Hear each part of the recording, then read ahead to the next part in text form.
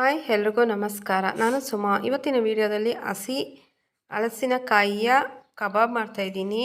ಹಾಗೆ ಫ್ರೆಂಡ್ಸ್, ನಮ್ಮ ಚಾನಲನ್ನು ಫಸ್ಟ್ ಟೈಮ್ ಯಾರೆಲ್ಲ ನೋಡ್ತಾ ಇದ್ದೀರಾ ದಯವಿಟ್ಟು ಸಬ್ಸ್ಕ್ರೈಬ್ ಮಾಡ್ಕೊಳ್ಳಿ. Welcome back to your channel Chikkaballapura kitchen. ನೋಡಿ, ಹಲಸಿನಕಾಯಿಯನ್ನು ತೊಗೊಂಡಿದ್ದೀನಿ. ಹಸಿದು ಚಿಕ್ಕದು ಬಲ್ತಿರಬಾರ್ದು, ಎಳೆದಾಗಿರಬೇಕು. ಅದನ್ನು ತೊಗೊಂಡು ಅದ್ರ ಮೇಲೆ ಇರೋ ಸಿಪ್ಪೆ ಎಲ್ಲ ತೆಗ್ದಾಕಬೇಕು. ನೋಡಿ, ಆ ರೀತಿ ತೆಗ್ದಾಕಬೇಕು. ತೆಗ್ದಾಕ್ಬಿಟ್ಟು ತೊಳಿಬೇಕು ಕಾಯಿನ ಒಂದ್ಸತಿ. ಹಾಲೆಲ್ಲ ಹೊರಟೋಗುತ್ತೆ. ಎಣ್ಣೆ ಸ್ವಲ್ಪ ಹಚ್ಕೋಬೇಕು ಚಾಕೋಗೆ ಮತ್ತು ಕೈಗೆಲ್ಲ. ಅಡುಗೆ ಎಣ್ಣೆ ಹಚ್ಕೊಂಡು ಆ ಥರ ವೀಡಿಯೋದಲ್ಲಿ ತೋರಿಸ್ತಾ ಇದ್ದಿಲ್ಲ ಆ ಥರ ಸಣ್ಣದಾಗಿ ಕಟ್ ಮಾಡ್ಕೋಬೇಕು ಪೀಸ್ಗಳನ್ನಾಗಿ. ನೋಡಿ, ಆ ಥರ ಕಟ್ ಮಾಡಿಕೊಂಡು ಮಧ್ಯದಲ್ಲಿರುವಂತಹ ದಿಂಡನ್ನು ತೆಗ್ದಾಕಬೇಕು. ತೆಗ್ದಾಕ್ಬಿಟ್ಟು ಸಣ್ಣದಾಗೆ ಕಟ್ ಮಾಡಿಕೊಂಡು ನೀರಲ್ಲಿ ಹಾಕ್ಕೋಬೇಕು, ಇಲ್ಲಾಂದರೆ ಕಪ್ಪಗೆ ಆಗೋಗುತ್ತೆ ಅವು.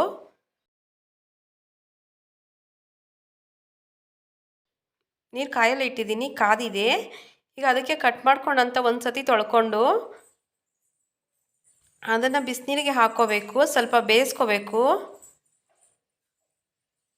ಅರ್ಧ ಬೇಯಬೇಕು, ಅಷ್ಟು ತನಕ ಬೇಯಿಸ್ಕೋಬೇಕು.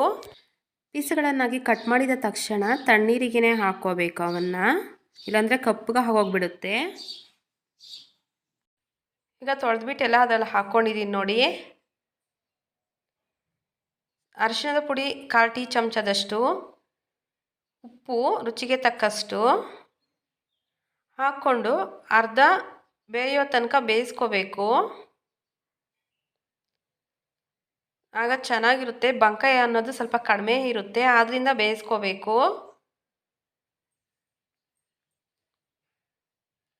ನೋಡಿ, ಬೆಂದಿದೆ. ಈಗ ನೋಡಿ, ಅರ್ಧವಷ್ಟು ಬೆಂದಿದೆ. ನೋಡಿ, ಈಗ ಅದನ್ನು ಸೋಸ್ಕೊತಾ ಇದ್ದೀನಿ. ಫಿಲ್ಟ್ರ್ ಮಾಡ್ಕೋಬೇಕು. ಫಿಲ್ಟ್ರ್ ಮಾಡಿಬಿಟ್ಟು ಬಿಟ್ಬಿಡಬೇಕು. ನೀರೆಲ್ಲ ಚೆನ್ನಾಗಿ ಸುರ್ಕೊಳ್ಳುತ್ತೆ. ನೋಡಿ, ಎಲ್ಲ ಸುರಿದೋಗಿದೆ, ಸುರಿಬೇಕು ಇನ್ನೂ ಸ್ವಲ್ಪ. ಅಷ್ಟೊತ್ತಿಗೆ ಈಗ ಒಂದು ಬಟ್ಲಿಗೆ ಕಾರ್ನ್ಫ್ಲವರ್ 4 ಚಮಚ,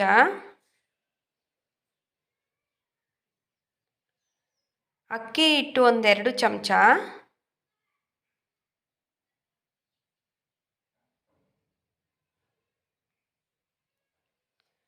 ರುಚಿಗೆ ತಕ್ಕಷ್ಟು ಉಪ್ಪು ನೋಡ್ಕೊಂಡು ಕಡಿಮೆ ಹಾಕ್ಕೋಬೇಕು, ಮೊದಲಿಗೆ ಹಾಕಿರ್ತೀವಿ. ಅರಿಶಿಣದ ಪುಡಿ 1/4 ಟೀ ಚಮಚ, ಮೈದಾ 2 ಚಮಚ,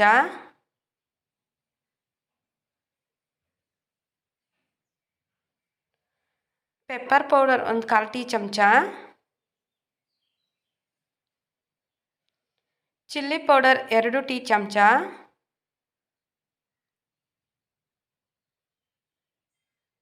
ಗರಂ ಮಸಾಲ ಅರ್ಧ ಟೀ ಚಮಚ,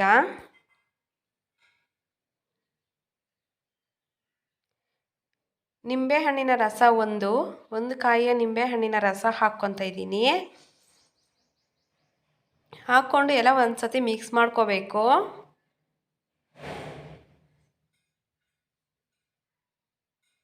ಶುಂಠಿ ಬೆಳ್ಳುಳ್ಳಿ ಪೇಸ್ಟು 1 ಚಮಚ,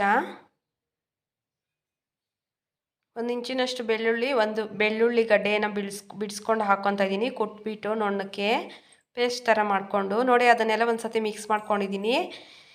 ಈಗ ಸ್ವಲ್ಪನೇ ನೀರನ್ನು ಸೇರಿಸ್ಕೊಂಡು ಮಿಕ್ಸ್ ಮಾಡ್ಕೋಬೇಕು. ನೋಡಿ, ಚಿಕ್ಕದಾಗಿ ಸ್ವಲ್ಪನೇ ನೀರು ಸೇರಿಸ್ಕೊಂಡು ಮಿಕ್ಸ್ ಮಾಡ್ಕೋತಾ ಇರಬೇಕು.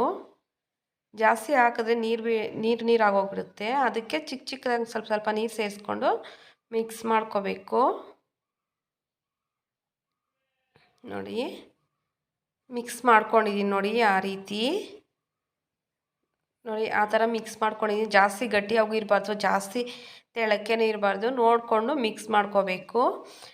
ನೋಡಿ, ಈಗ ಫಿಲ್ಟ್ರ್ ಮಾಡ್ಕೊಂಡಂಥ ಹಲಸಿನ ಪೀಸ್ಗಳನ್ನು ಅದರಲ್ಲಿ ಹಾಕ್ಕೊತಾ ಇದ್ದೀನಿ. ನೋಡಿ, ಈ ಥರ ಮಾಡ್ಕೊಂಡು ತಿಂದರೆ ತುಂಬಾ ಚೆನ್ನಾಗಿರುತ್ತೆ, ಟೇಸ್ಟಿಯಾಗೂ ಸಹ ಇರುತ್ತೆ. ನಾನ್ ವೆಜ್ ತಿಂದೇ ಇರೋರಿಗೆ ತುಂಬಾ ಚೆನ್ನಾಗಿರುತ್ತೆ, ಟೇಸ್ಟಿಯಾಗೂ ಸಹ ಇರುತ್ತೆ. ನೋಡಿ, ಎಲ್ಲ ಮಿಕ್ಸ್ ಮಾಡಿಕೊಂಡು ಒಂದು 1/2 ಅವರ್ ಹಾಗೆ ಮುಚ್ಚಿಡಬೇಕು. ಚೆನ್ನಾಗಿ ನೆನೆಯಬೇಕು, ನೆಂದರೆ ಖಾರ ಎಲ್ಲ ಚೆನ್ನಾಗಿ ಇಳಿಯುತ್ತೆ. ನೋಡಿ, 1/2 ಅವರ್ ಆಗಿದೆ, ನೆಂದಿದೆ ಚೆನ್ನಾಗಿ. ನೋಡಿ, ಈಗ ಅದು ಮುಳುಗುವಷ್ಟು ಎಣ್ಣೆನ ಹಾಕ್ಕೊಂಡು ಚೆನ್ನಾಗಿ ಕಾಯಿಸ್ಕೋಬೇಕು. ಕಾಯಿಸ್ಕೊಂಡು ಅದರಲ್ಲಿ ಒಂದೊಂದನ್ನೇ ಬಿಟ್ಕೋಬೇಕು. ನೋಡಿ ಈ ಥರ ಮಾಡ್ಕೊಂಡು ತಿನ್ನೋದು ತುಂಬಾ ಚೆನ್ನಾಗಿರುತ್ತೆ, ಟೇಸ್ಟಿಯಾಗೂ ಸಹ ಇರುತ್ತೆ. ನೋಡಿ ಎರಡು ಕಡೆನೂ ಚೆನ್ನಾಗಿ ಫ್ರೈ ಮಾಡ್ಕೋಬೇಕು. ಮಕ್ಕಳಿಗೆ ಸ್ವಲ್ಪ ಕಡಿಮೆನೇ ಕೊಡಿ, ಜಾಸ್ತಿ ಕೊಡೋಕ್ಕೆ ಹೋಗಬೇಡಿ ಮಕ್ಕಳಿಗೆ.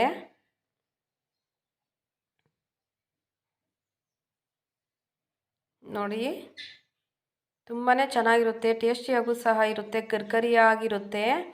ಸ್ವಲ್ಪ ಕರಿಬೇವು ಹಾಕ್ಕೊಂಡು ಎರಡೂ ಕಡೆ ಚೆನ್ನಾಗಿ ಡ್ರೀಪ್ ಫ್ರೈ ಮಾಡ್ಕೋಬೇಕು. ನೋಡಿ ತುಂಬಾ ಟೇಸ್ಟಿಯಾಗೂ ಸಹ ಇರುತ್ತೆ, ತುಂಬಾ ಚೆನ್ನಾಗಿರುತ್ತೆ.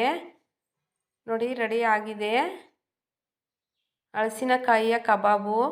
ಹೀಗೆ ಫ್ರೆಂಡ್ಸ್ ಟ್ರೈ ಮಾಡಿ.